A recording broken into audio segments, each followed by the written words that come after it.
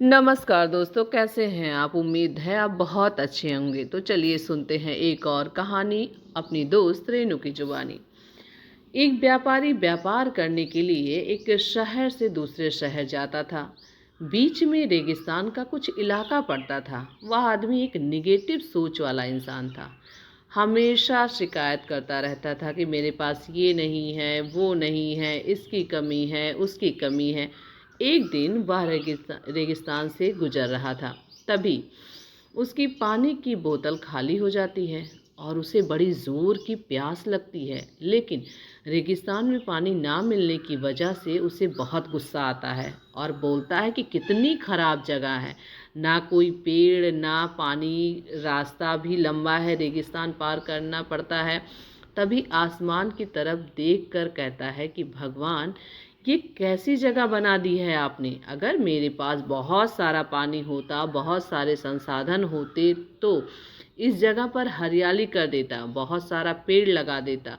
वह आदमी ऊपर देखकर ये सब बातें कह रहा होता है और ऐसा लग रहा था कि जैसे ऊपर वाले से जवाब की प्रतीक्षा कर रहा हो कि भगवान कुछ कह दें।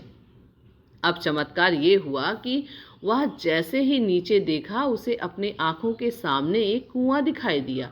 वह पूरी तरह से घबरा गया क्योंकि उसने कभी भी उस रेगिस्तान में कुआं नहीं देखा था। वह कुएं के पास पहुंचा और देखा कि कुआं पूरी तरह पानी से भरा हुआ है। परंतु वह आदमी निगेटिव सोच वाला था और हमेशा शिकायत करने की आदत से वह फिर से आसमान की तरफ देखते हुए बोला, भगवान, पानी से भरा हुआ कुआं तो दे दिया, लेकिन पानी निकालूंगा कैसे? तो इस बार जब वह नीचे देखा तो फिर से चमत्कार हुआ। उसे कुएं के पास रस्सी और बाल्टी दिखाई दी। लेकिन आदमी फिर से ऊपर देखा और बोला, भगवान, अब इस पानी को ले जाऊंगा कैसे? तभी उसको एहसास हुआ जैसे उसके पीछे कोई है। वह पीछे मुड़कर देखा तो एक ऊंट खड़ा हुआ होता है। वह पूरी तरह से घबरा गया, सोचने लगा कि ये तो सच में होने लगा है।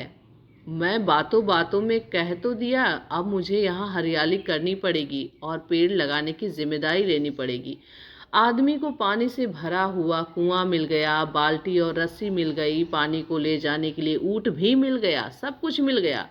अब वह आदमी सोच रहा था कि ये मैं बातों बातों में क्या बोल दिया, ये तो गड़बड़ हो गया। अब वह तेजी से भागने लगा, दौड़कर वह भाग रहा था, उस जिम्मेदारी से बच रहा था। तभी एक कागज उड़ते हुए आया और उसके शरीर से चिपक गया।